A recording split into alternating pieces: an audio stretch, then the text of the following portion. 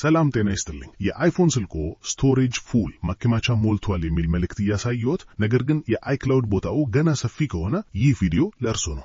እንዴት ይህን ችግር መፍታት እንደምንችል አሳያችኋለሁ። እስከ መጨረሻው ተከታተሉኝ። ቪዲዮውን ከመጀመራችን በፊት አንድ ነገር መረዳት አለብን። አይክላውድ የስልካችንን የውስጥ ማከማቻ ፊዚካል ስቶሬጅ በቀጥታ አይጨምርልንም። ስልካችን የራሱ የሆነ የተገደበ ማከማቻ አለው። ፎቶዎች፣ ቪዲዮዎችና አፖች የሚቀመጡት እዚያው ስልኩ ላይ ነው። አይክላውድ በዋነኝነት ፋይሎቻችንን የምናስቀምጥበት ሲንክ እና መተባበቂያ የምንይዝበት አገልግሎት ነው።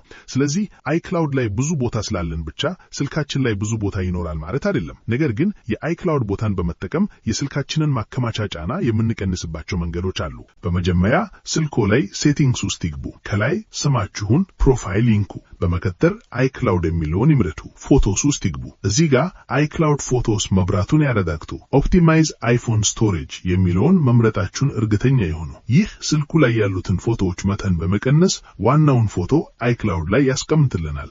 ከታች ስታተስ የሚለው ላይ ሲንኪንግ ማለቱን ያረጋግጡ። እንደ እኔ ፖዝድ ከሆነ ሲንክ ናው የሚለውን ይጫኑ። አሁን ደግሞ ብዙ ቦታ የያዙ አፖችን እንዴት እንደምንቀንስ እንይ። ወደ ሴቲንግስ ተመልሰውና ጀነራል ውስጥ ይግቡ።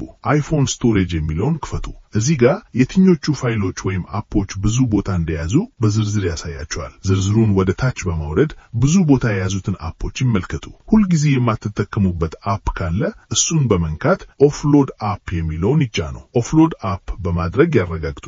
ይህን ሲያደርጉ አፑ ለጊዜው ከስልኩ ላይ ይጠፋል፣ ነገር ግን ውስጥ ያሉት መረጃዎች ዶክዩመንትስ ዴታ አይጠፉም። በሌላ ጊዜ አፑን ድጋሚ ሲጫኑት መረጃዎቹ ተመልሰው ይመጣሉ። ይህ ሁሌ ለማንጠቀማቸው አፖች በጣም ጠቃሚ ዘዴ ነው። እንግዲህ ነገሩ እንደዚህ ቀላል ነው። ይህ ቲፕ የአይፎን ፋይል ስቶሬጅ ችግሮቹን እንደሚፈታ ተስፋ አድርጋለሁ። ቪዲዮውን ጠቃሚ ሆኖ ካገኙት ላይክ ማድረግና ለተጨማሪ መሰል መረጃዎች ሰብስክራይብ ማድረግ እንዳይረሱ። በሚቀጥለው ቪዲዮ እስክንገናኝ ቻው።